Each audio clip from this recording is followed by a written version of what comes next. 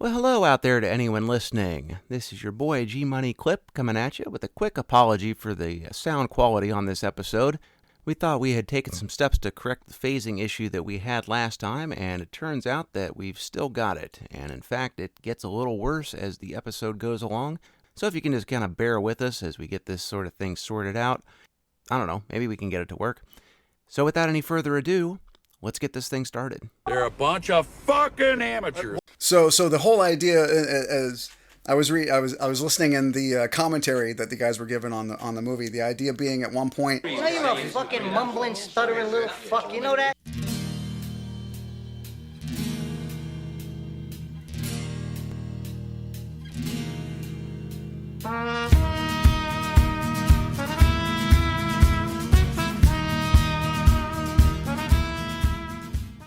Well, hello out there to anyone listening. This is Onion Ring Sasquatch ORS at the movies coming back at you once again.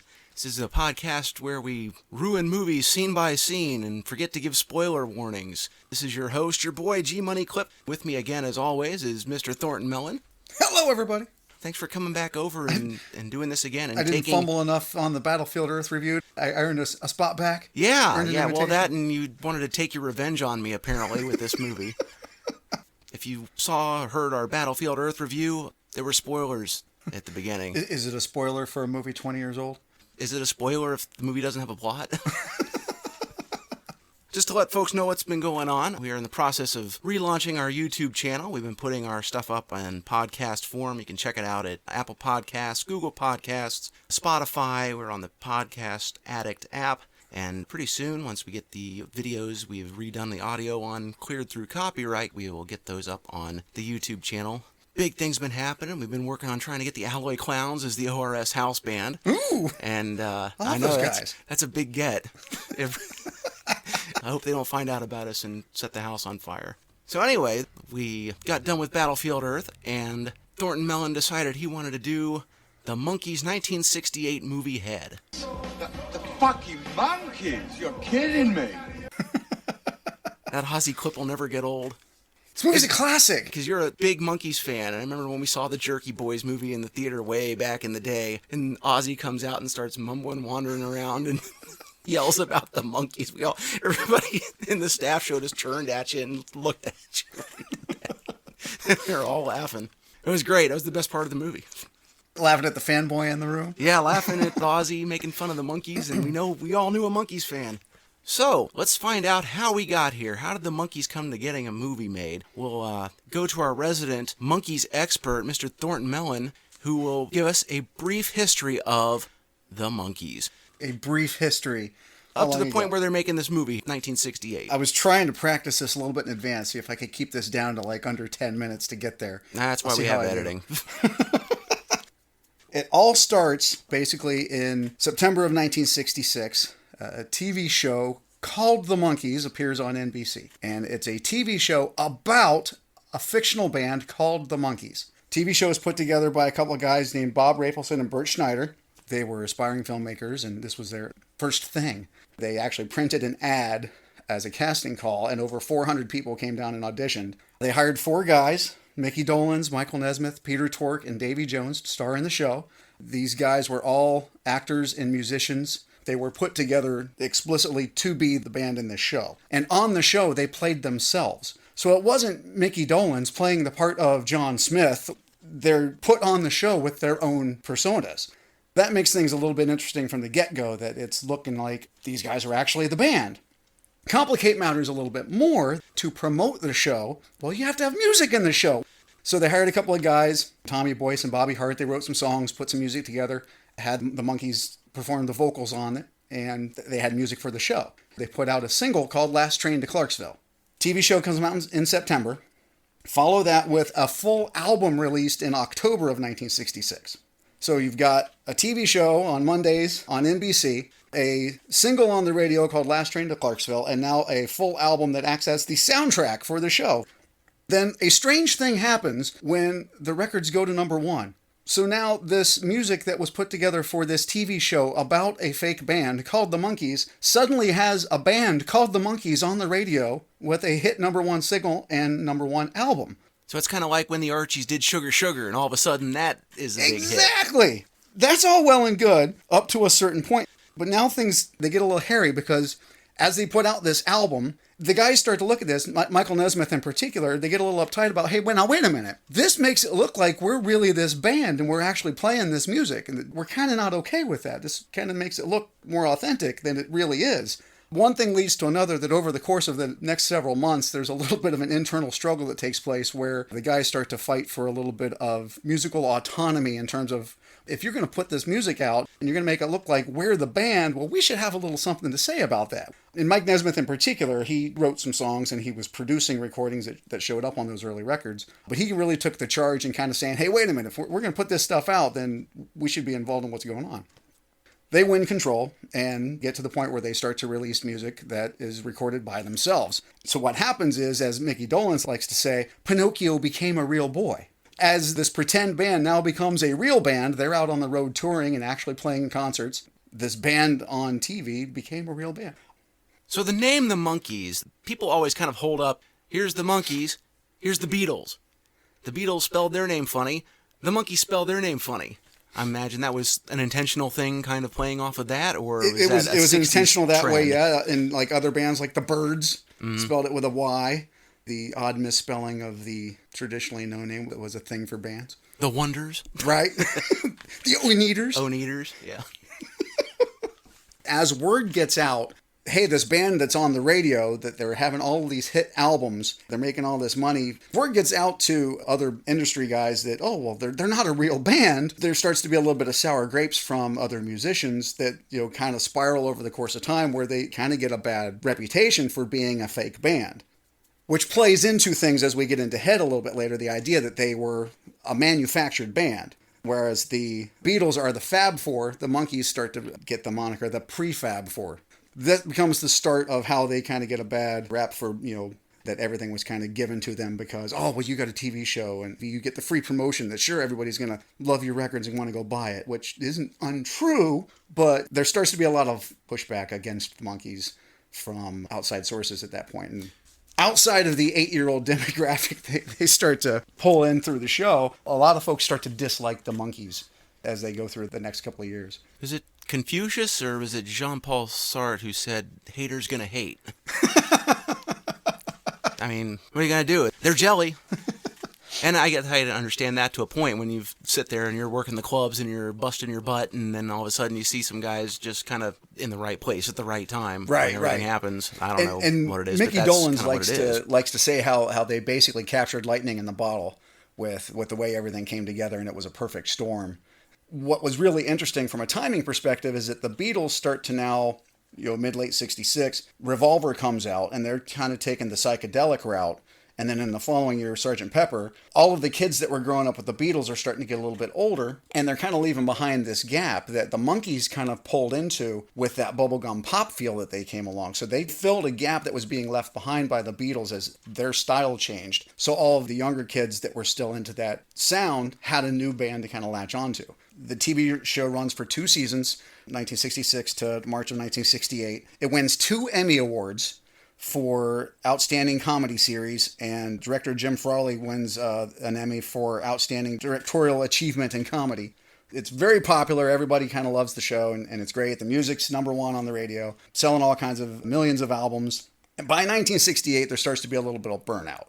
The guys are starting to be a little fed up with the formula of the show, that by the time the second season ends, they kind of go to NBC and pitch the idea, hey, we want to get away from this same old same that we've been doing for the last 2 seasons where it's very formulaic. Every show is kind of the same. We want to go in a different direction. And what they wanted to do was a bit of a variety show that ended up later on becoming something like Laugh-In. They pitched the idea to NBC to want to go in that direction. NBC balked and said, no, we want to stick with what's popular and what's working. And the guys basically said, no, we're not on board. We don't want to do that. So NBC canceled the show. What do you do at that point? Well, you go make a movie. You make a movie after the TV show has been canceled. I think they actually started down the road of making the movie before the show was actually officially canceled, before it actually went off the air. But it was kind of the natural transition for these guys at that point, that here, the show's over, we're going to go make a movie now. Bob Rafelson and Bert Schneider, now they get their opportunity to go make their first movie, which is what they wanted to do in the first place. So they're still kind of tethered to the Monkees, and this is going to be their vehicle now to get their initial filmmaking experience. They bring in an unknown guy at the time, brand new, named Jack Nicholson to get on board here. Oh, I heard of him. He's that guy that hangs out at the Laker games and yells at the referees. As we transition into talking about the movie, the big thing that starts here in terms of pre-production is how it all got started with writing the movie. So the initial thing that they do is Mickey, Mike, Peter, and Davey, Bob Rafelson, Bert Schneider, and Jack Nicholson, they go off to Ojai, California. And the story is that they basically sat around for a few days, smoking dope, getting stoned, and talking into a running tape recorder, just spitting out ideas about what they wanted this movie to be about. Storylines and all these kind of hooks and things that could become the movie. That basically Jack Nicholson then takes these tapes off, goes off and writes the movie. So it was all from a bunch of druggies throwing random stuff at a wall and seeing what sticks? Pretty much. What? No. It certainly doesn't show. That's the story anyway. And the other thing that I've read along the way is the idea that, I forget if it was Bert or Bob, that between the two of them kind of having the idea that if this is the only movie I ever make, I want to make the most of it and get the best experience out of it. And so he kind of wanted to approach it from all angles and throw as much into it as he could. Which gets you to the tagline of the movie. This was billed as the most extraordinary adventure, western, comedy, love story, mystery, drama, musical, documentary, satire ever filmed. So they literally were throwing everything into this movie. They were. And it probably is a situation where you should focus on one thing and do that well instead of doing a bunch of things just to do them. But why? This was 1968. Oh, we'll get to that, yeah. Got a bit to say about 1968. So with all of that said, before we proceed, any questions? Were the Monkees at the time perceived as a druggy band? No. And as a matter of fact, that was a really important thing that plays into the thought process behind what they were trying to do with this movie. Their image was very, very carefully cultivated and maintained. Whereas you've got guys like the Beatles and other musicians that would start to speak out about things like the Vietnam War that was starting to go on in the late 60s, all of this counterculture that starts to build up. The Monkees are kind of kept from speaking out. Well, sure, they're a popular television show. Right. So the powers that be sort of restrict them. No, we don't talk about that stuff. You don't have an opinion. We're just the zany monkeys from, the fun guys in the comedy on TV. Let's keep it that way. So we don't alienate anybody. We don't make anybody upset. Keep that clean, pristine image. Yeah, there was a saying at the time in the late 60s, the revolution will not be televised, is what they like to say. It Right. was just something where that stuff was not on TV at all. The only thing you would hear about the war would be on the news. Yeah. They wouldn't have any commentary on television shows or anybody speaking out. Right. No, it's all different now. And that was a very important thing, that as they got to making the movie, the one common thread that they wanted out of it is that they did not want to make an hour-and-a-half version of the TV show. They wanted to do something completely different. They wanted to be a little bit more avant-garde about it. They wanted to be more artsy, and they wanted to be not tethered to this image. And they went out of their way to kind of unshackle themselves from what the Monkees had become. They wanted to break that image and really kind of intentionally kicked back against it. So you have hit records, a hit television show, you're wildly popular in a lot of circles. How could you possibly fuck that up? You make this movie. Let's find out. The 1968 budget was $750,000. Based on the adjusted numbers, it's just under $6 million current money. $5,895,840.52. Oh, 52. You got to get 52 cents. Every penny's up on that screen. I got some quotes that I can pull out here from my Monkee autobiographies. The idea came about when the four of us, plus Bert Schneider, Bob Rafelson, Jack Nicholson, and about 2 pounds of prime Hawaiian pot, we left the tape recorder running all the time, and between us, we wrote a whole film in 2 days. The idea was to blow the whole image, kill the Monkees. We wanted it to have lots of cliches, and it did. Plus, it had all the behind-the-scenes cliches, too. Like, we weren't going to get a credit for helping write it, that sort of thing. No, 2 pounds of pot got the credit for writing it. Generally having stream of consciousness sessions about television, movies, music, art, love, lust, good, bad, evil, life, and death. That's beautiful, man. Jack did a great job on the screenplay. To this day, I'm not sure what it's all about, and I'm not even sure if he is. It was about lighting $750,000 on fire and rolling in the ashes. From Michael Nesmith's autobiography, I was discussing with Bert trying to get a sense of what kind of movie it would be. He described it to me as a wild gamble, and he said he thought it would either be recognized and revered or reviled and unsung. Love it or hate it were the only options. Millions would attend or no one would attend. He was right.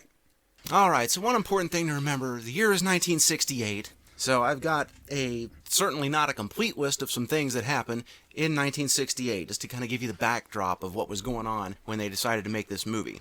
January 30th, the Tet Offensive Viet Cong soldiers launch a major attack, including attacking the United States Embassy in Saigon. If you've seen Full Metal Jacket, the second half of the movie is very much revolving around the Tet Offensive.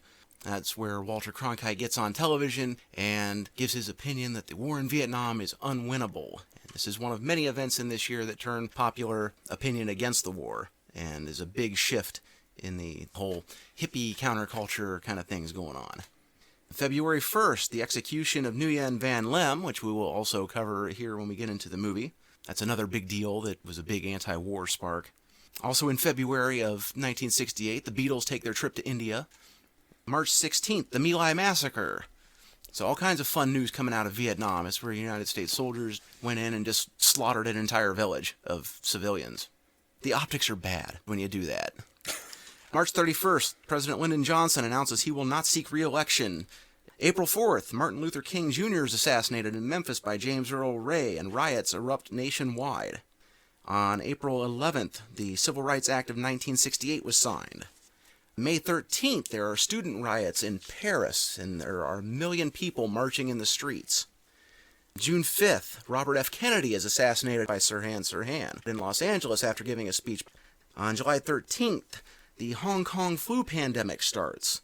The outbreak will kill between 1 and 4 million people across the world between 1968 and 1969. August 22nd through the 30th, there are riots in Chicago occurring all week long at the Democratic National Convention. If you've ever seen Haskell Wexler's film Medium Cool, that was actually filmed while that was going on, and it's a big part of the background in that movie. Look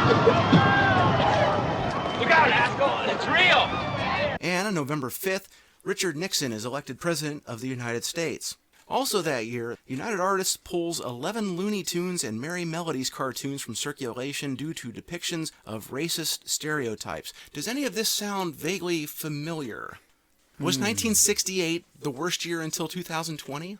Well, no, because the 70s all happened in between, and they were pretty shitty. But there was disco.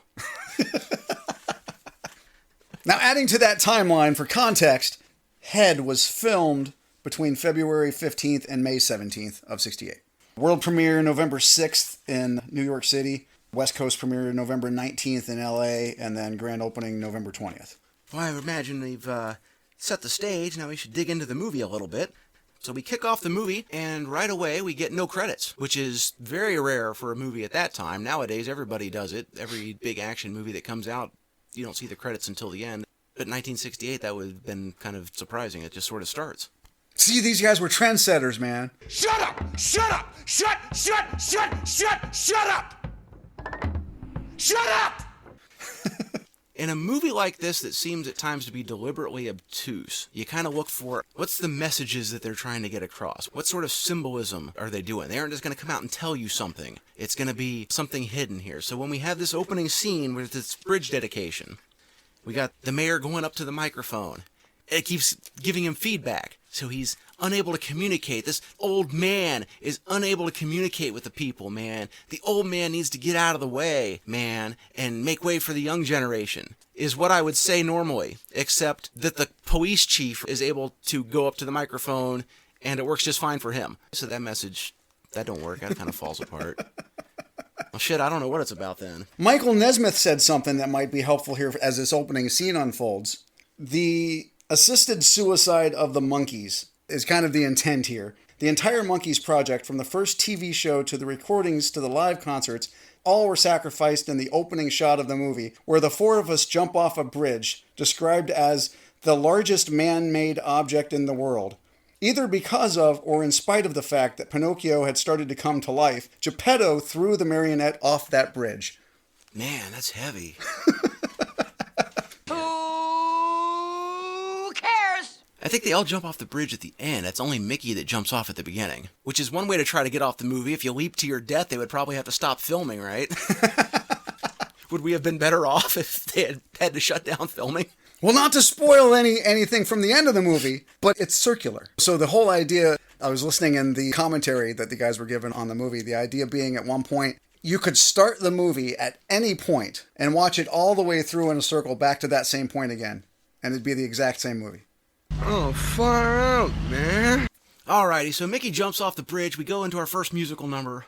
Oh, one thing I forgot. The movie 2001: A Space Odyssey opened April 3rd. Yes. So we are greeted with 2001 Space Odyssey effects from the Stargate sequence as he goes swimming with mermaids. And the special effects turn the mermaids absolutely fucking frightening. It is terrifying seeing these bitches swimming around.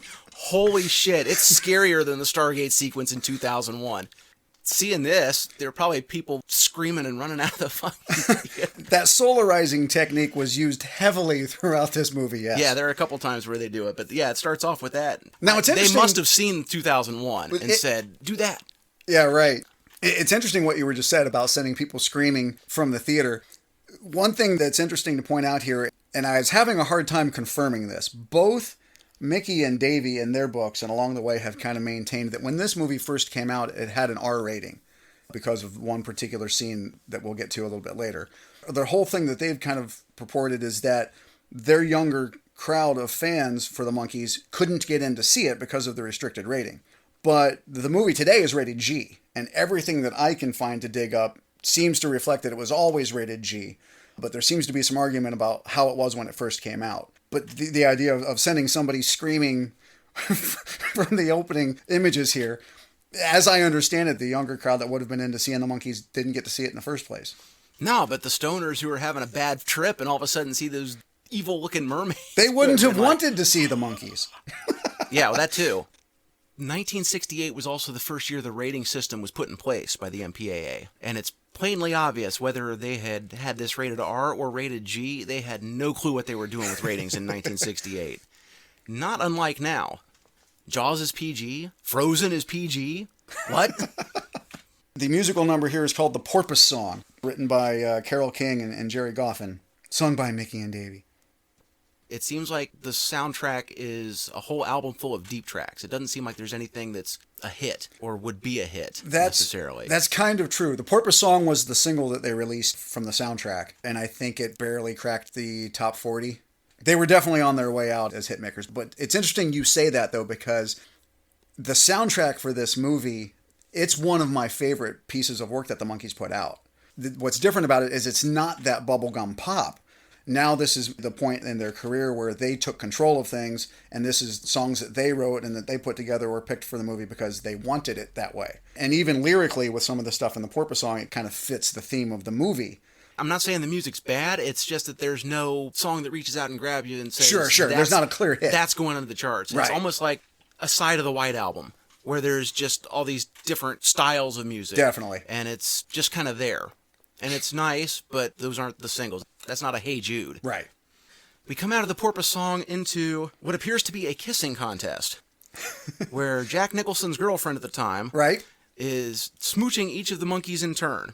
The big thing in this scene that stands out is when she goes to kiss Davy. And then they play up the whole skies open up, the birds are flying, and the music plays. Because in the TV show, Davy was always, with the starry-eyed... Well, Marie McCormick falling in certainly love every week. thought so. Exactly. Well, I don't have a date. Do you know a girl that would like to go with me? Do I? Well... Mike asks who the winner is, and she says... Even.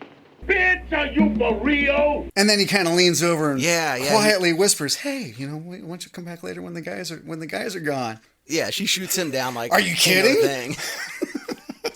And that leads us into the scene selection part of the movie. Now the title sequence. Yeah, it looks like as it were. It looks like chapter selection on your DVD or Blu-ray, where it starts filling in little many images of things that will be happening in the sequence in which they will happen in the movie. Right. So it's going on that. The song's called Diddy Diego. That's kind of the interesting thing visually that happens here, is you get to see from this point now through the rest of the film, all of the individual scenes are all kind of now captured and shown to you in advance. Hey, here's what's coming, whether you know it or not. A little clip from each of the following scenes is now popped up on the screen as they sing the song that tells you what you're about to experience. The song and the lyrics, picking on the theme song from the TV show now for the movie, hey, hey, we're the Monkees, and calling out now here in the lyrics, we're a manufactured image with no philosophies. So now as they go through describing the movie, we hope you'll like our story, although there isn't one.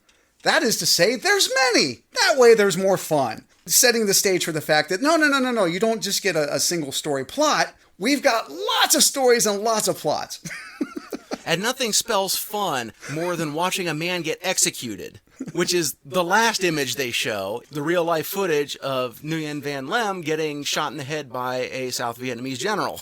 That was How the is arguable reason for why it got the R rating, or would have gotten the R rating. It should have, yes. This is real footage. This is a real man being shot. Nesmith says that when they first had the initial screening, he had to get up and leave because it kind of shocked him so much that they threw that in there that he couldn't watch the rest of the movie that first time around. And I mean, that just happened earlier that year. It's February 1st, I think. Right. That would have been really fresh at the time. Michael Nesmith kind of said to Bert Schneider about it, hey, why is this in here? This seems like this is going to alienate a lot of people. This is going to turn a lot of people off. His reassurance was, no. See, this is very anti-war. We're going to turn a lot of people with this. So that, at this point now, very firmly trying to use this footage as the anti-war statement to say how horrible this is.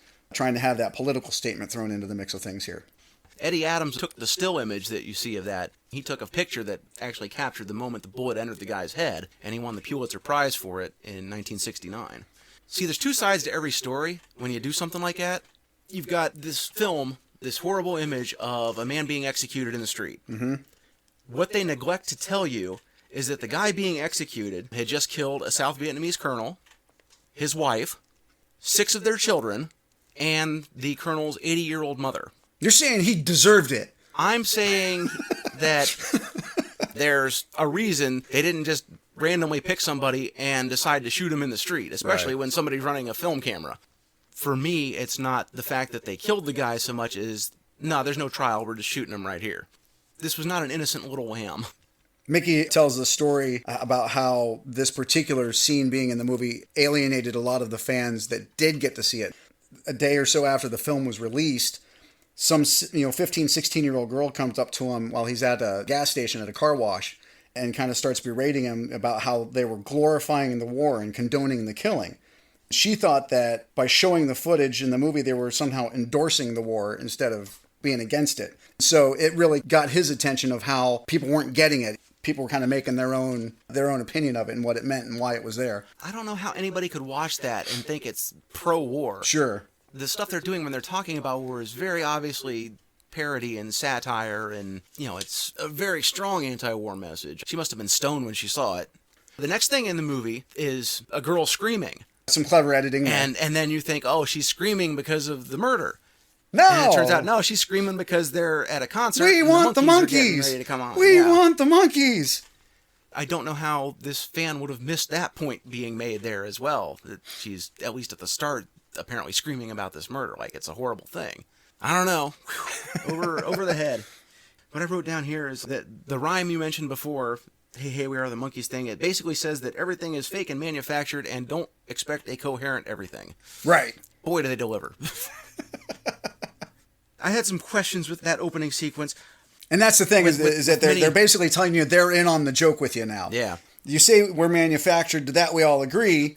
The money's in, we're made of tin, we're here to give you more. They're embracing and agreeing to the fact that they are who everybody says they are, and now we're going to own it. We're taking it back. And here, watch this guy get killed. Yeah. So I'm thinking, why have this in a Monkees movie?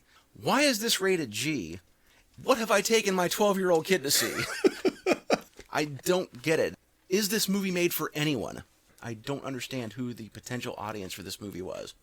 I think they were reaching out to the hip counterculture hippie crowd. I guess the downfall and the mistake in doing that was that those were the guys that would offhandedly reject seeing this movie I was gonna say, because it was the Monkees. Those are the guys that have been dissing the Monkees for the last couple of years. Right. They aren't going to turn around all of a sudden and say, oh, no, these guys are cool now. They're like, whatever. It's the Monkees. The fucking Monkees? You're kidding me. All right, so now we get the war chant. They all come out dressed like male cheerleaders. Well, this is the transitional scene for what's coming next. Yeah. They do the little chant, give me a W! Yeah. Give me an A! Give me an R! What does it spell? And we get a lot of Vietnam flashbacks, man. A lot of stock footage and bullets flying and rockets shooting and napalm getting dropped. And why is this in a Monkees movie? And then we transition into, so as we look at this as being the most extraordinary adventure, western, comedy, love story, mystery, drama, musical, documentary, satire ever filmed, here's the dramatic war scene. It's more like a World War I trench scene than a Vietnam scene. Because they're all hanging out in trenches, and they send Peter out for ammunition, and he gets into a trench where he runs into Ray Nitschke, the Hall of Fame linebacker for the Green Bay Packers. They charge across the battlefield and end up at the concert that we were getting set up before they started the war sequence. It's just like Memento trying to keep up with all this. They're jumping around all over the place. Now at the concert, this next musical bit is a song called Circle Sky, as was written by Michael Nesmith. The really important thing to note here is that this live clip in the movie, this is actually the band playing this song live in concert in front of these fans. This is not a pre-recorded, they're not lip-syncing. This is actually a live performance clip that they throw into the movie here. And it rocks. Yeah, this is one of my favorite Monkee songs. It would have been cooler if they had just done a concert film or something.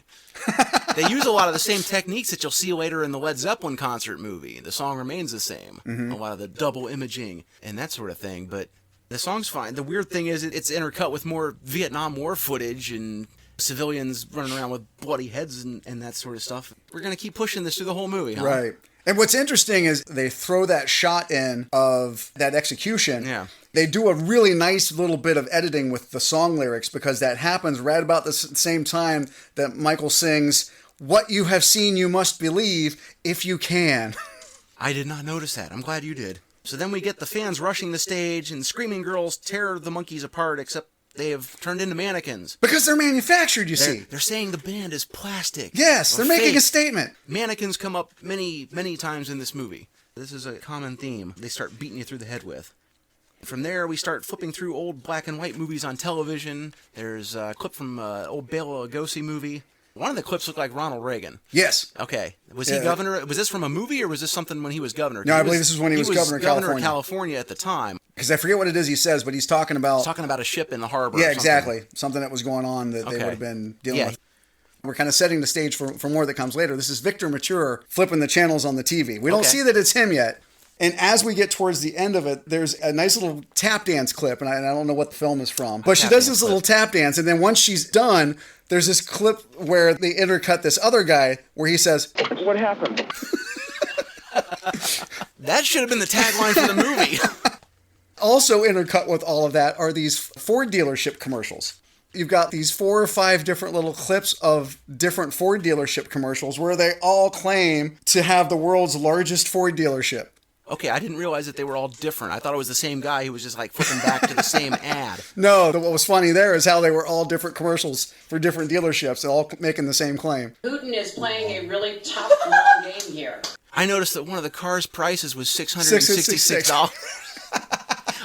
Then as he flips through the channels, he eventually lands on Mickey wandering the desert. Yeah, Mickey wanders through the desert and finds an empty Coke machine, which he proceeds to go all Office Space on. Well, you see, he's wandering in the middle of the desert. And oh, look, a refreshment. And then it steals his money and doesn't give him a drink.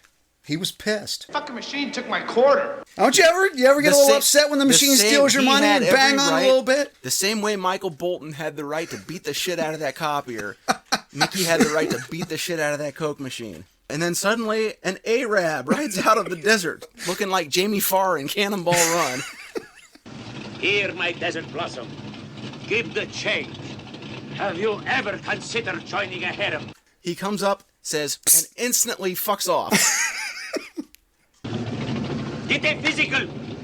I shall return, my little pig. Hello! And then, because why not, an Italian tank shows up, although the flag on the Italian tank is backwards. Whether that's on purpose or is part of some kind of satire, I don't know. The driver gets out and surrenders to Mickey. Vito Scotti, you might know him as the Nazarene in The Godfather. Yeah, he's a character actor who's been in all kinds of stuff over the years. He surrenders like he's in the Iraqi army in Desert Storm. This is an example, I think, of one of the things that in 68, it would have been a little bit more recognized and significant that now here, 50 some odd years later, we're missing the cultural reference that was taking place. That the Italian armies, is known for surrendering in some way, shape, or form that they're playing up. It's from World War II, because Italy capitulated. I get the impression that it has otherwise now worked its way into movies as a bit of a trope. Italy and France have a very solid reputation for surrendering without too much trouble. So here it is. Here is the Italian army coming and surrendering again. So Mickey says, hey, I got a new tank to play with. That's right. He gets in the tank, and he blows up the Coke machine. And there's a great continuity error where you see him sticking his head out of the hatch. We cut to the tank with the hatch closed, and he shoots and blows it up, and then we cut back, and Mickey's got his head sticking out of the hatch again. But after seeing Battlefield Earth, I'm used to stuff like that. So I don't think they've actually let him drive the tank. No big deal. Well, they aren't letting anybody shoot the tank with their head sticking out of the hatch, that's for sure. That's dangerous. Suddenly, Mickey is now dressed like Lawrence of Arabia, while a harem of women dances for him. Is that cultural appropriation? We've got to have our first trigger warning of the movie, where this would appear to be cultural appropriation. Right on. Our next musical number. So now we've got all these belly dancers while we get into our next number. Right. The song is called Can You Dig It? This one's written by Peter Tork, one of 2 songs that he wrote that's in the movie. The music kind of has a little bit of a Middle Eastern kind of flavor, just a little bit. So they kind of threw it in here threw the belly dancers in. Because why not? Why not? Yeah, you get 3.5 minutes of some eye candy to enjoy the visuals while the music plays. And it's rated G, folks. The MPAA really knew what they were doing in 1968. And now all of a sudden we jump to being in a Cowboys and Injuns movie. That's right. This is the Western portion of our film. With our special guest star, Terry Garr. Terry Garr in her first major motion picture role ever. This would have been around the time she did that Star Trek episode, probably. Assignment Earth. So it would have been maybe a little bit after this. But yeah, around the same time period. Yeah. We get another trigger warning as Michael refers to the indigenous natives attacking him as savages. Mickey pulls a much tamer version of the Christian Bale rant and storms off the set. Oh, good for you. I'm gonna fucking kick your fucking ass. Shut up for a second, all right? The first of many times that we break the fourth wall. He goes and then rips right through it and walks off the set. He's had enough. He's fed up. Seriously, man, you and me, we're fucking done professionally. He and Mike walk off the set and get off the lot. And I can't follow anything that's happening. They come across Davey on this set who's playing a 1-string violin. There's a little tease here. Yeah. A little tease of Davey playing the violin. They interrupt his sequence and the music is still playing and the record starts skipping. The camera pans back to show you the other camera filming the scene that's been interrupted as the guys run in. It's like that scene in Mulholland Drive where the woman is singing, then she collapses and the singing is still going on. It's all fake. I get it. They then go to a diner where they have to fight everyone to get in because everyone decides to leave instantly when word gets out that they're arriving. Right. So here it is. Everybody hates the Monkees. Okay. So as these guys show up, everybody else that's there working on the studio a lot wants nothing to do with them. So you hear them kind of mumbling, oh, these damn kids, oh, these long-haired weirdos. The fucking Monkees, you're kidding me. And everybody gets to fuck out because they don't want to be anywhere near there as these guys show up. And the waitress, as they enter in... Well, if it isn't God's gift to the 8-year-olds. The waitress makes a lot of snide remarks. Yes, there's some witty banter that goes back and forth, a lot of trading some barbs here. comments with the band. This whole sequence here really is just kind of poking fun at their image and who they've become in the pop culture conscience at the time. Peter seems oddly attached to his melted ice cream cone. And I'm not sure why. He holds it close to the camera. He's out of focus in the background. It's like a scene in a 3D movie where they would stick something way up in the foreground for you to have your glasses where you can see it. Except this movie wasn't shot in 3D. And I don't know why I'm staring at this ice cream cone. Nice bit of film editing in the scene transition here, though, as Davey's trading barbs with the waitress and she hauls back to lay one on him and punches him. And we make the transition to now Davey in the ring as a boxer getting beat up. Beat up by Sonny Liston. Sonny Liston! Who was the heavyweight champ in 1962 before he lost to Cassius Clay in 1964. He lost again in 1965 to Muhammad Ali. same guy. It was a first-round knockout that was a big surprise to a lot of people. So some people were thinking the fix was in on that fight, and Liston would eventually die in mysterious circumstances in 1970. So just a couple years after this movie, they think maybe the mob was not happy with him for some stuff and maybe took him out. His death was kind of suspicious.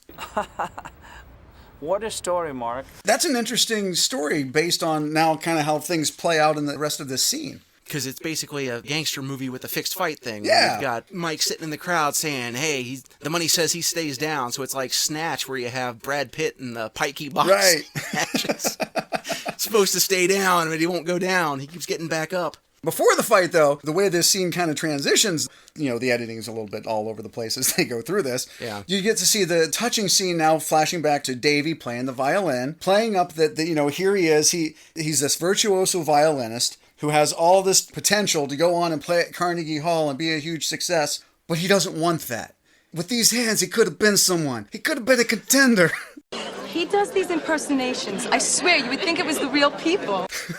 So he leaves his life behind there with old Annette Funicello. I was going to say, we got Annette Funicello in the stands. That's a name that, depending what generation you're in, means a lot of different things. Right. Your kids, Annette Funicello would mean, who? For my mom, Mickey Mouse Club, Beach Blanket Bingo, beach movies. For you and I, it's Skippy Peanut Butter. Right? She was doing Skippy Peanut Butter commercials for years and years, from like 1979 until, I don't know, well into the 80s. Skippy Peanut Butter. Skippy, Skippy, Skippy, Skippy. Skippy, Skippy, Skippy, Skippy. Skippy Peanut Butter. Skippy, Skippy, Skippy, Skippy, Skippy. Skippy, Skippy Peanut Butter. Skippy. Skippy Peanut Butter. Skippy, Skippy, Skippy, Skippy, Skippy, Skippy, Skippy, Skippy, Skippy. Skippy Peanut Butter. Skippy, Skippy, Skippy, Skippy, Skippy, Skippy, Skippy. Skippy Peanut Butter. Skippy, Skippy, Skippy, Skippy. Skippy, Skippy. That's a lot of peanut butter. Do you suppose they paid her in peanut butter? That was probably part of her total compensation package. I wonder how many dogs she has. Whenever you see a woman who's got a lot of peanut butter, she's probably got a lot of dogs. And then you got to start wondering why the dogs are all wearing oven mitts. But I don't know the answer to any of those questions. So Davey gives up his prospective career as a violinist to be champ. We break the fourth wall again as he leaves the set, so he kind of walks off the scene. So he walks up to the lineup, picks out Sonny Liston and says, here, I'll have a go at him. And then kind of gives him the, hey, here, go ahead, hit me. And another bit of fun editing where from that scene, as he goes to give him a little mock punch on the chin, okay, I got back into the ring. I got a little out of order, but it's hard to tell because everything in the movie is out of order. It's part of its charm. I'm out of order, you're out of order, this whole movie's out of order. In the crowd, Mickey gets mad when Mike calls him a dummy. Right. And he goes on a fucking rampage and starts beating the shit out of everybody. He is only calmed down when Peter tells him, I'm the dummy. Which now was a playback on the TV show. I was going to ask, is his character the stupid one? Okay. So that was kind of the thing, is that on the TV show, Peter's always the one who's the dummy and doesn't know what's going on. One of those things where it's the inside joke that's in the movie that if you don't understand the Monkees, you don't understand some of the context, then you don't get those little things that they've baked into it. Then we go back to the diner where Peter does an Austin Powers and punches the waitress. That's not your mother, it's a man, baby! And Peter is very upset about punching a woman that isn't a woman. It's not right. It's not good for the image. Yeah. He's worried what people are going to think. He's a hippie. He's a, love his fellow man kind of guy. It's very out of character for something that he would do. And what's interesting here now, as he turns to Bob Rafelson there, who comes out from behind the camera, is in the scene as they're talking about it. Peter now goes around to everybody to kind of talk about it. Hey, what do you think about this? This doesn't seem right to me. And everybody basically ignores him and blows him off. They start shunning him. And yes, because exactly. he punched a woman. And this is where we get our cameo from a young Jack Nicholson running around, and also a young Dennis Hopper. And his looks just like Billy from Easy Rider, probably because they were also filming Easy Rider around this time. So now we get these little solo sort of sequences where we've got Peter going to a snow-covered mountain. Davey goes to a field full of flowers. And Mike goes to the beach. I don't know where Mickey goes. I think we missed that. But there's a lot of sequences in the movie where we don't have all four of them together. Right. And I don't know if that was intentional or not. We get a lot of solo things, like you had Mickey running around in the desert by himself earlier, and the other guys are nowhere to be found. The idea, as I heard about it, was that when Bob and Jack went off to write the script, they kind of picked out key points of each of the four guys' personality and then really kind of honed in and focused on it for each of them to kind of have their own story. So that's kind of the thing. It's kind of similar to like you brought up Song Remains the Same earlier, where each of those guys has their own fantasy sequence that's focusing on each of them. Similar thing here where throughout the movie, we get to focus in on each of the 4 guys kind of having their own spotlight and their own moment where it's pulling out a very strong point of their personality. So like with Davey getting the Broadway song and dance number kind of a thing. And before that, the Hard Day's Night, the Beatles did that, where they all had a section where they were all each kind of out on their own doing something for a little while. The song here, before we skip the sequence, is called As We Go Along. This was another one by Carole King, this one written with Tony Stern. This was the B-side to the Porpoise Song single. Again, another favorite Monkees song of mine. A beautiful song, and I think the visuals in this sequence, the cinematography, I think is really, really well done. Story-wise, there's nothing to it. It's basically a little music video stuck in the middle of the film. Yeah, there's no dialogue, nothing's happening. They're just kind of chilling out in these different spots. But the images over this sequence, I think, are really well done. It's nice to point that out and give them kudos for the visuals on the sequence here. Okay, so then we go to these billboards. Doesn't seem like product placement. It just seems like they were just randomly filming a bunch of billboards, just, I don't know, an emphasis on commercialization. Yeah, and I think that's part of the transition into the next sequence where they're now in a factory. Yeah, they're going on a tour of a factory where all kinds of wacky things are going on, but only Davey seems to notice that anything strange is going on. The guy that's leading them on the tour, if you're paying attention to the dialogue, he's kind of going on about how safety is very important. So he's calling out and guys are all the safety measures railings. as everybody that they're passing by is getting hurt and maimed and dead. It's funny! Because it's a comedy, you see. Okay. They are then put into a dark room. Apparently, it's a commercial shoot where they end up as flakes of dandruff in Victor Mature's hair. We finally get to see Victor Mature. That's right. He was a big-name actor in the 40s and 50s. He had actually retired from acting in 1959 when he was 46 years old. He did come out of retirement a couple times, this being one of them. But why he did this, I don't know. Unless he knew the guys or they gave him a Brinks truck full of money. There's a fun story about how this all went down. The guys are sitting around, Rafelson, Schneider, Nicholson, and Michael Nesmith, kind of having that conversation. How are we going to get him on to do this movie?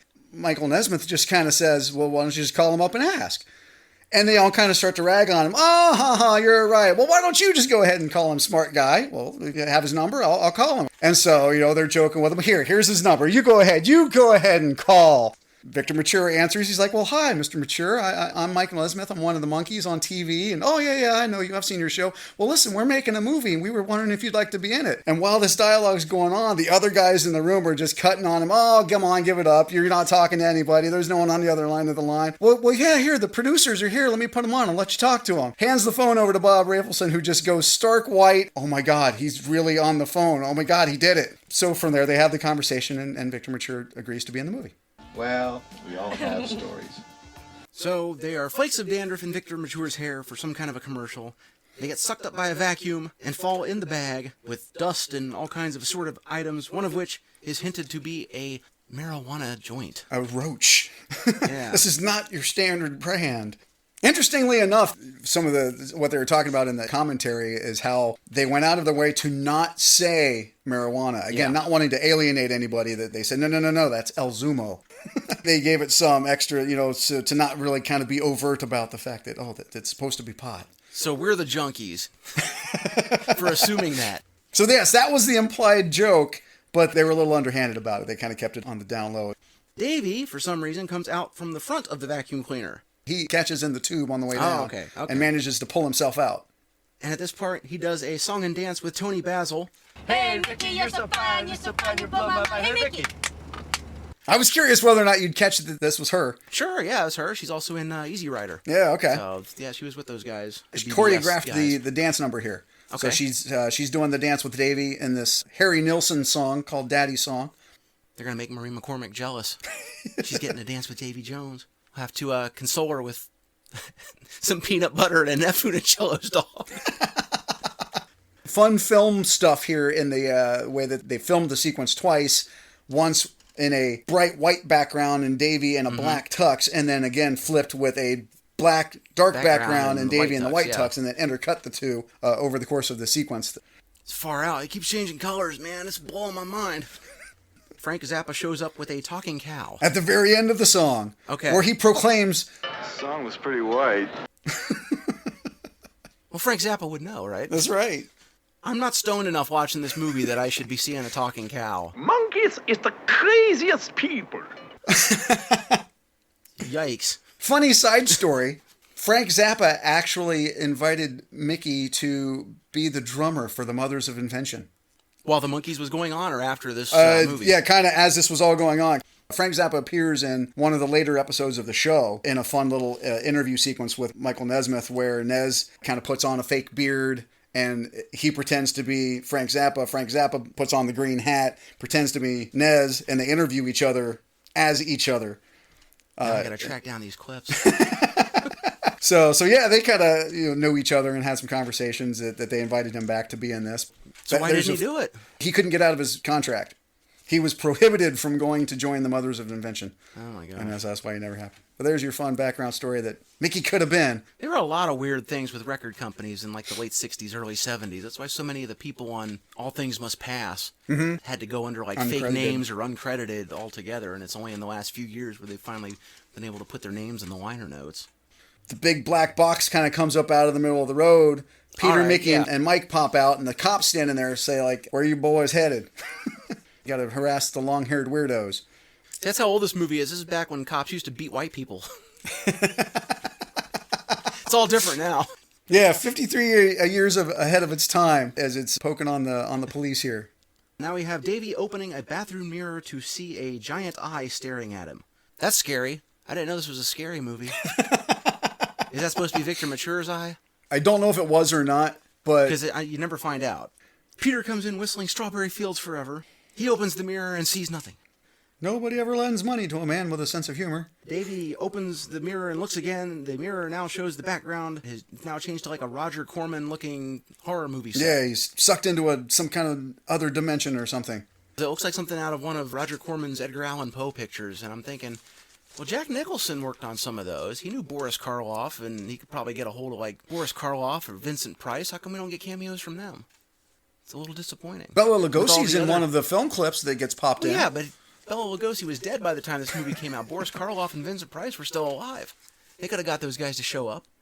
Now we get another trigger warning. Peter, Mickey, and Mike are captured by African Zulu warriors.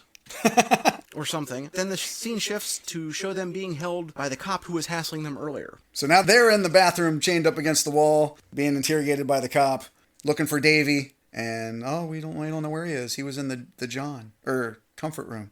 Impolite to suggest that he's in the John. Yeah. Then the cop starts doing a sexy dance. I just, threw up in my mouth a little bit. And then the cop passes out when he sees Victor Mature, as you do. Well, why would Victor Mature be there in the bathroom behind you in the mirror? I immediately wrote after this, I don't understand anything. I have no clue what the fuck is going on. I'm not stoned enough for this. I'm just kind of lost. Well, then that leads us to the cop's dream sequence. Mike wakes up, popping up out of bed as the door buzzer's ringing. Peter gets up to go and answer the door, and it's a telegram. He reads the telegram and gets very serious and rushes off. And disappears and runs back through the same kind of haunted house looking thing that Davey disappeared into. With all the hubbub going on and the door slamming, Mike comes back out of the room again. What's going on? And then suddenly, now Mickey's gone too. And he sees the telegram on the floor, picks it up, and... Did you have what the telegram says? Because I don't remember if they told us. I didn't freeze frame it to read it. I think you see it very briefly because it zooms in on the stop as a transitional point in the editing. At one point, Mike calls out, "Now look, man, this isn't funny." I agree. He's starting to freak out and wonder what's going on. We have some more solarization of the film as he goes wandering around, and Nez opens the door, and then you've got monks chanting. Monkees chanting.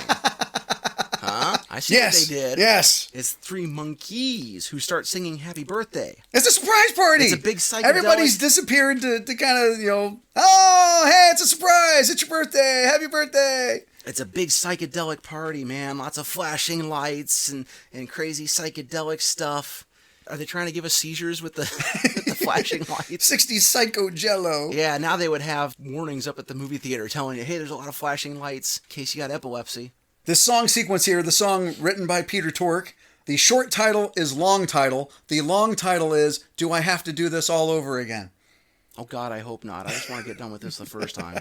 Mike is none too happy about this party and tells everyone off after the song is over. He doesn't like surprises. He also doesn't like Christmas. Is he Jewish?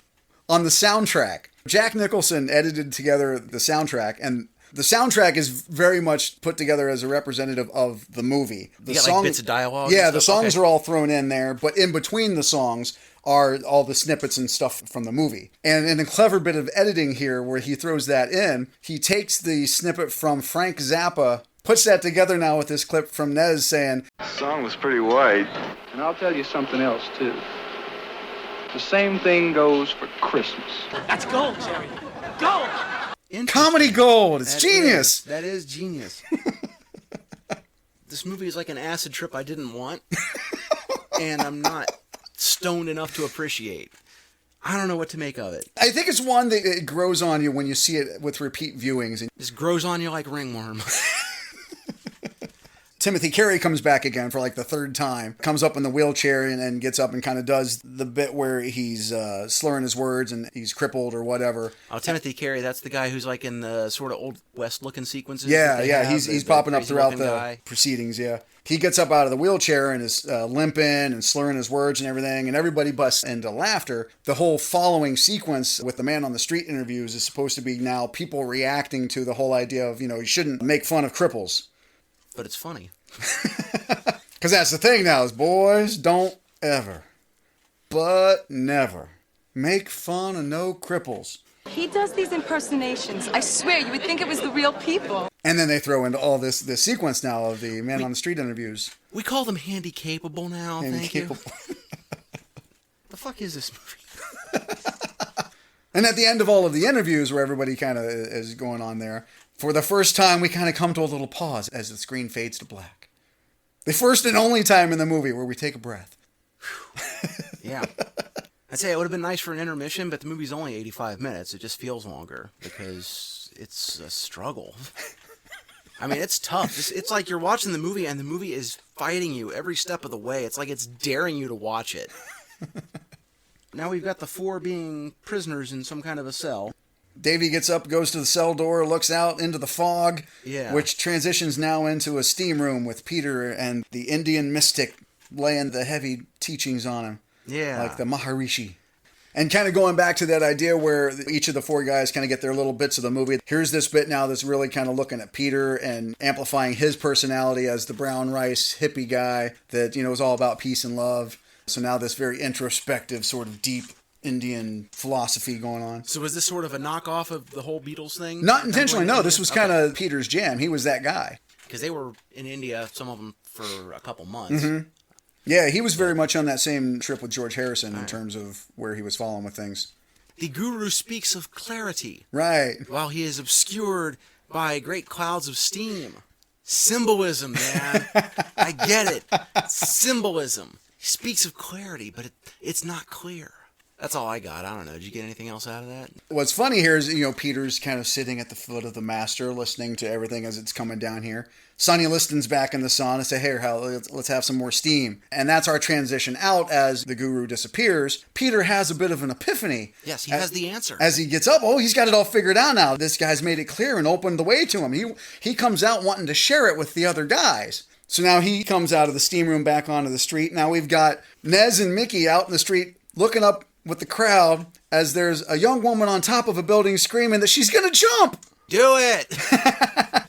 Peter comes out and says, oh, guys, here, I got to share this with you. I've got the great answer to all the mysteries of life. And they kind of blow him off. Yeah, they're much more interested in watching this girl jump off the building. Right, but it's kind of Peter being ignored again like he was earlier in the movie. Now it comes back around that nobody's really paying attention to him and listening to what he has to say as they place bets on whether or not the girl's going to jump. But see, this time he's not being ignored because he punched a woman. He's just being ignored because nobody really wants to hear the answer. I took it more as they were just ignoring it because it was Peter. See, that's the thing, not following the dynamic of the show so much. It's almost like that thing that nobody really pays attention when the answer's right there. And there could be that playing into it, too, on a deeper level. That's how I looked at it. That's what a year of film school will get you. But Nez wins the bet as she jumps. Yes, apparently the girl jumped because Mike has caught her. And Mickey's paying up. This movie's been so crazy and random, I'm surprised they didn't just let her splatter all over the concrete and show us. I mean, we've seen 2 or 3 instances of somebody getting shot in the head, so it wouldn't have surprised me. And now Davy's back where we left him in the bathroom. Peter walks into the bathroom to see him, and Davy's there still staring into the medicine cabinet where he was in the first place. He just had a bad trip, man. He was there all along. Bad trip? What could that possibly be referring to? Oh, far out, man. Davy's had enough at this point, so he kind of comes out storming out a little bit. Peter tries to get them all to listen, and he tries to get them to hey guys, hey fellas, as they're wandering through, and they do a little swipe where the thing goes in front of the camera and obscures it as they transition now back into the factory. Back in the box. They didn't listen to Peter. That's right. And guys, if you don't listen, you're going to end up back in the box. Yep, they end up back in the box. And now here they are in the box. And here's the big scene where they're really in it for a little bit, even though it's been hinted at up to this point along the way. Behind the scenes, there's a story. The black box that they're in at this point is based on a real sort of black box that was built on the set of the TV show to contain them in between scenes. While they were filming the show, there were constant times where they'd be offset on the sidelines and one of them wouldn't be involved in the scene while somebody else is filming. And they'd be being noisy or interrupting in some way, shape, or form. That the producers built this black box. It was all soundproof. They had, refrigerators and food, and it was kind of, had a corner for each of them to kind of have their own space. And when they weren't on set, they went and hung on this box, and a little light in each of their corners that would, oh, hey, we need you on set. Come on in. So the way Davey writes it in his book, they built this huge black box, 16 feet by 12 feet by 8 feet high, a giant meat freezer door, completely soundproofed, carpet on the walls, pillows everywhere, and a light in each corner with our name under it. So whenever they wanted one of us, they just flashed our light. It was great. We had everything we needed. So that was for real, and it was featured and expanded on in Head. It seems to me like you're the expert, Mark. So the idea now that they're in this box, based in the reality of this experience that they had where they kind of got shoved away into this corral, because we can't contain you, we don't need you right here, go be quiet. Go somewhere else. Go away, boy. I say, go away, Bob. Exactly. He does these impersonations. I swear, you would think it was the real people. So now they turned that into a metaphor in the film with this big black box. Oh, there's worse places they could have put him. It rubs the lotion on its skin or else it gets the hose again. So Peter starts waxing philosophical. Yes, so everybody gets to sit down now, and he starts to kind of regurgitate what he'd learned from the guru earlier. I'm sure all the 12-year-old girls in the audience were riveted at this. It's all fine until Peter gets to the end of his speech and declares, "Why should you listen to me when I know nothing?" And Davey doesn't respond well to that. Davey, at this point, he was the guy that said, all right, here, angry. Peter, whatever you got to say, man, I'm in your corner. You say it, and I'm right with you all the way down the line. Until Peter says he didn't know what he's talking about. Now Davey's pissed. So he breaks down the door. He goes on a fucking rampage. He's just running around beating the shit out of everybody, throwing them off of railings. It's like an action movie star all of a sudden. Little 5'3" Englishman going around kicking ass. Watch out, Schwarzenegger.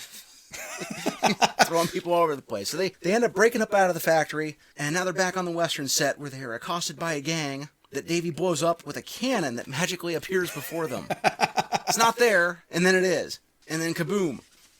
And then suddenly, big Victor Mature pops up, and Victor Mature, playing the part of Godzilla, shows up.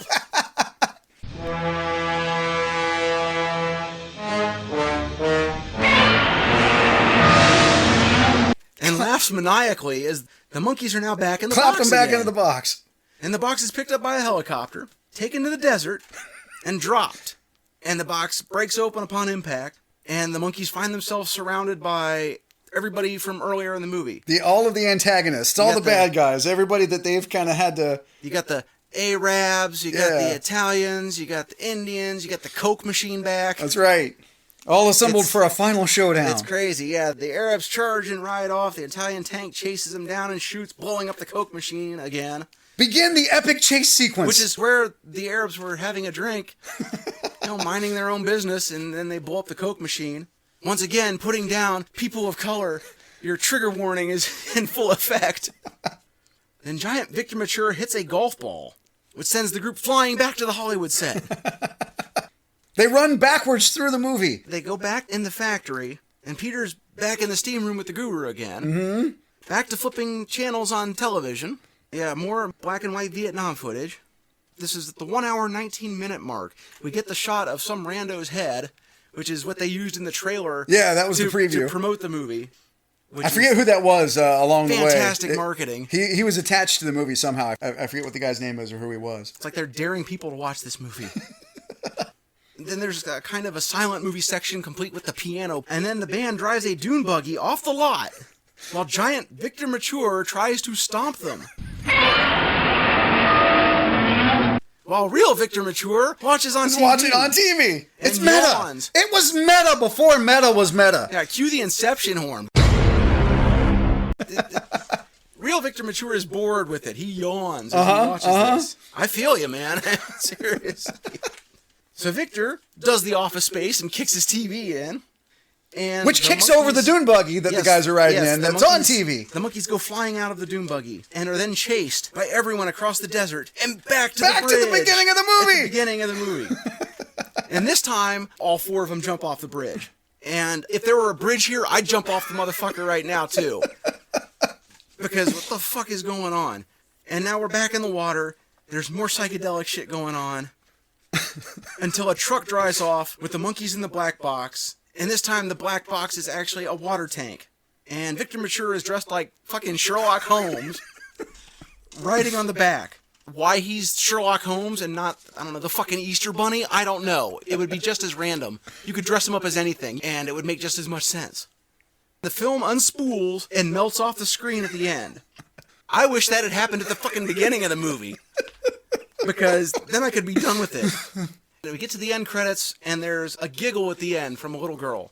That's the, what's-her-face from back to the beginning of the movie when they're having the kissing contest. And she giggles at him as she leaves. Okay, it's so that giggle. It's that giggle. Cut in at the end, yeah. Oh, good. Well, fuck you too, bitch.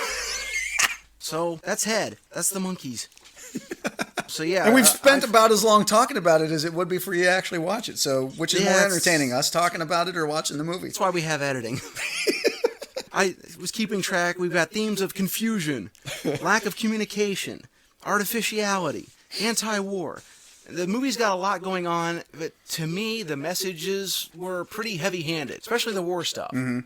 To me, it seemed like the band was using this movie as an airing of grievances. Right. A public, we're fed up with this crap. We're going to destroy our image. Mm-hmm. We're lighting this whole thing on fire. You got that. You picked up on that without me even telling you then. So they did a good job with that. Publicly airing their grievances about the way they were being perceived publicly and professionally.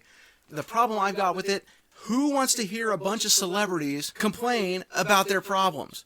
People have enough problems. I read through a lot of the shit going on in 1968. There's a lot of crazy shit going on in the world. Nobody wants to hear the Monkees going, boo-hoo, nobody takes us seriously. Well, it wasn't so much that. It was more, we're in on the joke with you. We're going to embrace this, and we're going to turn this on its head. And more so than the 4 guys themselves, Bert Schneider and Bob Rafelson at this point almost trying to distance themselves from the Monkees as the TV show ends and they go to make this movie.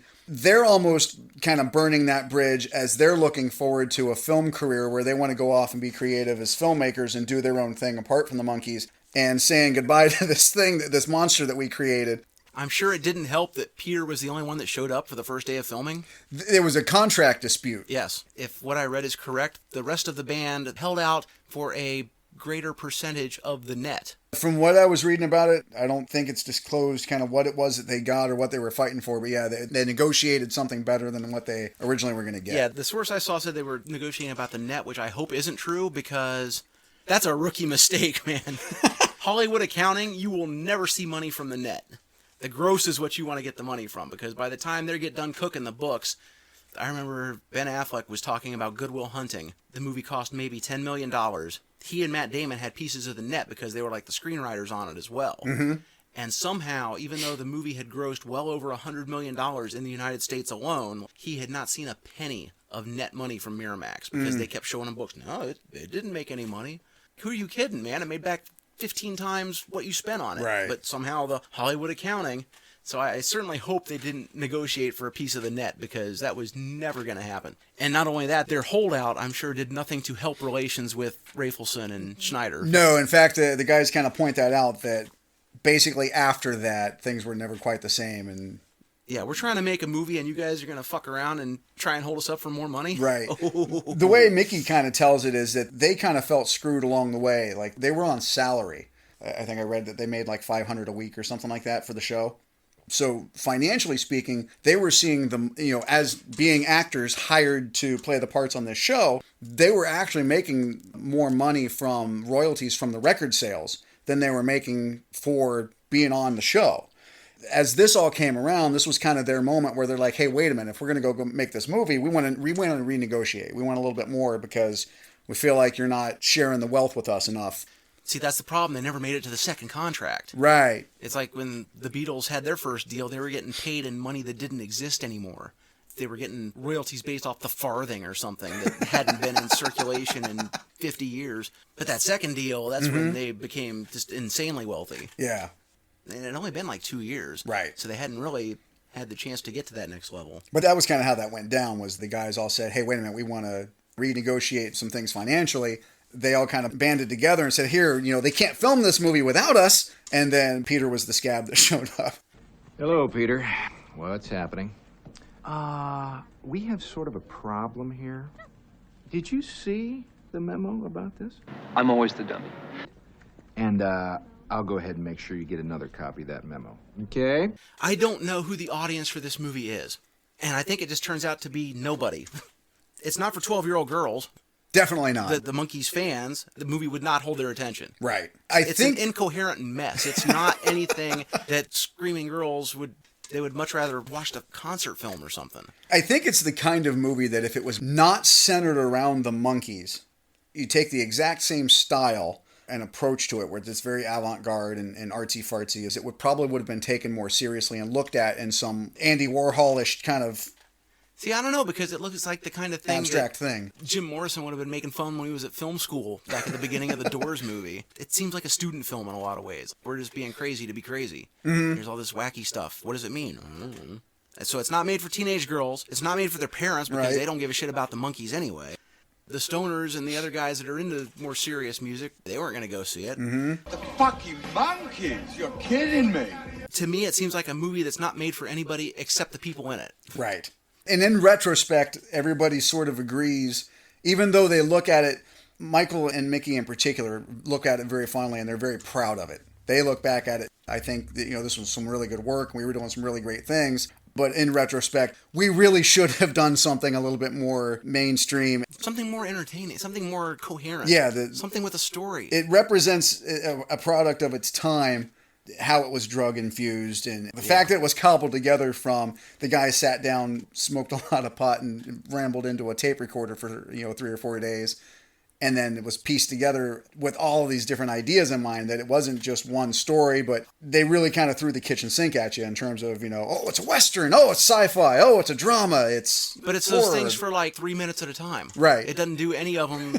Doesn't do it justice, sure. Yeah, and that's reflected in the gross, which I've got written down. So to recap, the original budget that Columbia Pictures put up was $750,000. I've got a gross of $16,111. Right. Adjusted, I have as $126,650.52. Based on again the 52 cents. Yeah. Just under $6 million bucks, made $126,000. To me, the movie seems like a big middle finger to anybody that does watch it. You kids want to see a Monkees movie? Here you go. Hope you like crap. It's just not my thing. I mean, I own it. It's in that box set. This was the first time I'd watched it probably since I cracked the set open, because it was the first movie chronologically in the set. And that would have been 7-8 years ago. Well, the big thing that kind of comes into that box office number is some of the marketing that was going on.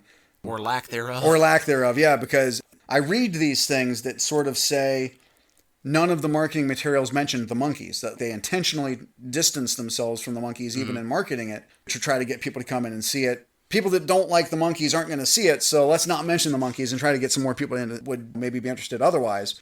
But even then, I kind of read how the idea is that the marketing is just this image of this guy's head with the word head popping up next to him. And that's it. But what's interesting is on the Blu-ray that I have that came in the box set that I have, it's got TV trailers and theatrical trailers on it and stuff like that. And all of that includes mentions of the Monkees. Yeah, it's telling this story again of how it's supposed to be the adventure, Western, comedy, love story, mystery, drama, all things, in one film.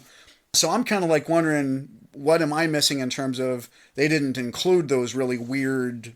They're on the Criterion disc. I don't Oh, know are if you've they? Got, yeah. Oh, okay. Yeah, that's mostly what it is. I didn't even know they had a trailer with the Monkees until I found one on YouTube when I was pulling clips. Gotcha. But yeah, most of the ones on the Criterion thing are just that image of that dude's head in black and white. And even the title, it's a slang term for like a pothead, a drug user. Well, the idea there, the joke that I read along the way, because again, this was Raybert's first movie.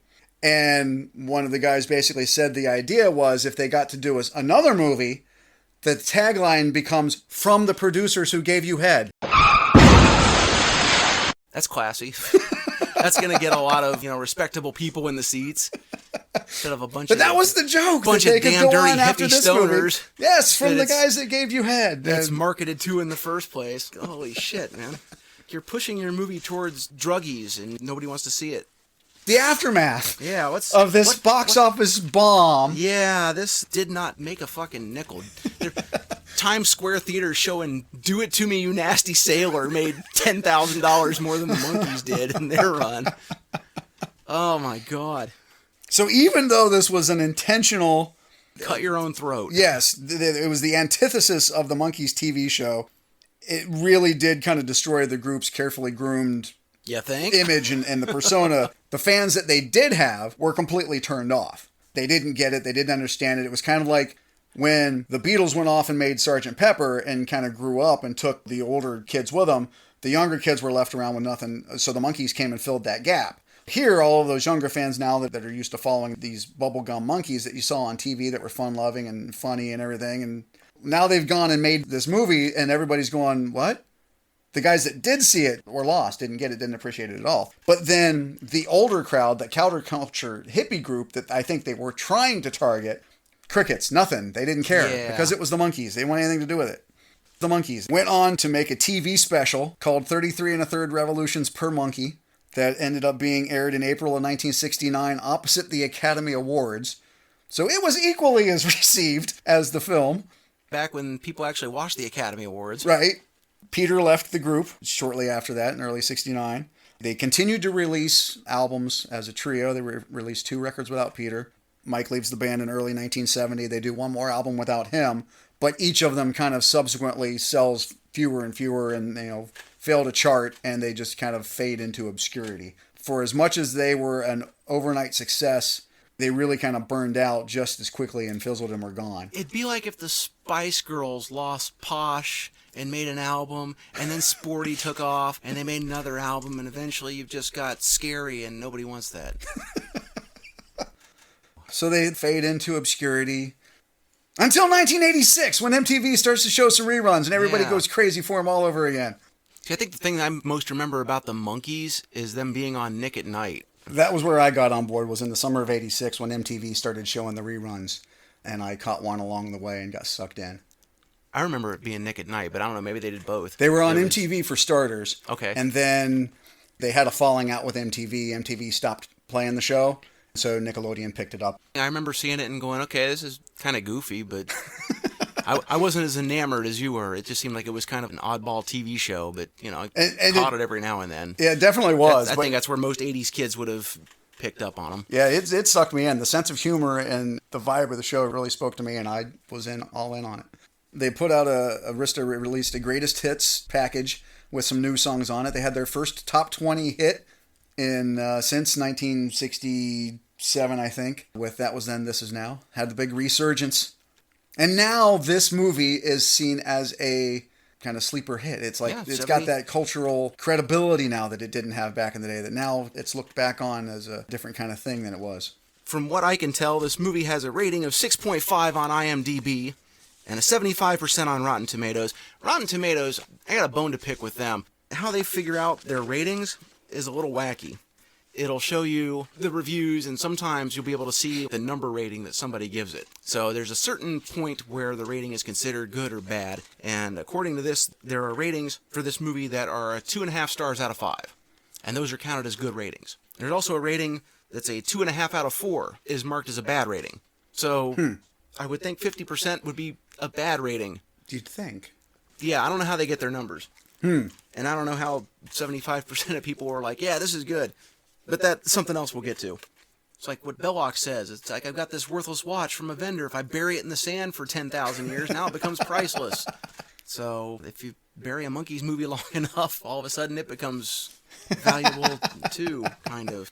To me, the real aftermath of it kind of comes up with Rafelson for a while. Right. Because he goes on to become a big director. You had BBS doing their thing. He makes a lot of movies with Jack Nicholson. 5 Easy Pieces, King of Marvin Gardens. BBS produced Peter Bogdanovich's Last Picture Show. And they end up selling to Columbia at the end of 1971. Rafelson made 5 movies with Jack Nicholson. Postman Always Rings Twice, the remake of that in 1981. Man Trouble in 1991, and the last one, Blood and Wine, which has Jack and J-Lo, of all people. And I don't think Ravelson's made a movie for like 20 years now. I think he's kind of done. He's like an old man. God, he's got to be in his 80s. He was one of the new Hollywood guys at the time, that group of filmmakers coming out of Hollywood in the late 60s, early 70s, guys like Francis Ford Coppola and George Lucas, Martin Scorsese, Brian De Palma, those kind of guys. He was kind of an auteur for a while, but he didn't really make that many movies. That's it. That's Head. For what it is. I think... I've grown to appreciate it quite a bit. I think you liked it a lot more than I did. And I will confess, the first time I saw it would have been in the late 80s as a... Oh, you would have had no interest. Young teen, just, as I was in all about the Monkees at the time. But yeah, the first time I saw it was very much... What the hell was that? Yeah. That I didn't get it and thought it was weird, and just like anybody else would have, even in '68 when it first came out as a fan. Yeah, then you smoke a couple pounds of Hawaiian hash, and then you're like, dude, this movie's fucking awesome. It really is, I think, one of those things that you watch repeatedly, and you give it a second or third look, that you start to maybe have a better appreciation for it, and especially with the music, as a fan, enjoying the songs that are in this. All right, so numbers-wise, what are you going to give this one? It's going to be really skewed, because as a Monkees fan, I'm going to rate it higher because I'm going to enjoy it in a way as a fan that the casual viewer is not. So, I might give it like a 7.5. But when you step away and don't look at it through that kind of rose-colored glass and really just look at it on its head as that's what I'm going to do. So you go ahead and give it the rating you want to give it, and then I'll shit all over it when we get to it really does have some cool stuff that even though 2001 came out earlier in the year, and really did, for the first time, some of the solarization with the film and some of that stuff that they really, arguably overdid here. There are some fun things about this movie that at the time would have been kind of groundbreaking and new. Get on with it. Yes, get on with it. But it is damn weird. So 5, maybe a 6. I like it. The reason that not many people were doing that kind of stuff, there were 16,111 reasons that nobody was doing that kind of stuff. For me, it's one of those things because I'm not a big Monkees fan. I mean, I know they got some nice songs and all that, but just seeing this as a movie and just how painful it is to watch and how willingly obtuse the movie is being. It's an art house film. It's fighting you. Yeah, it's not they sit down and casually watch. It's not a popcorn movie. It's not a fun movie to watch. Yeah. It really isn't. That's one of those things where I'm thinking about other ratings I've done, and I'm like, I would say a 3, but I gave Con Air a 3. And if you put these two movies in front of me and say, which one do you want to watch? It's Friday night. Dude, I'm picking Con Air. Would you give Battlefield Earth? A 1. Okay. Battlefield Earth is the drizzling shits. It is the lowest of the low. So this is better than Battlefield Earth. I could film myself taking a shit, and that would be better than Battlefield Earth, or at least as bad. If you put Con Air and Head in front of me and said, pick one, we're watching on Friday night, it's going to be Con Air.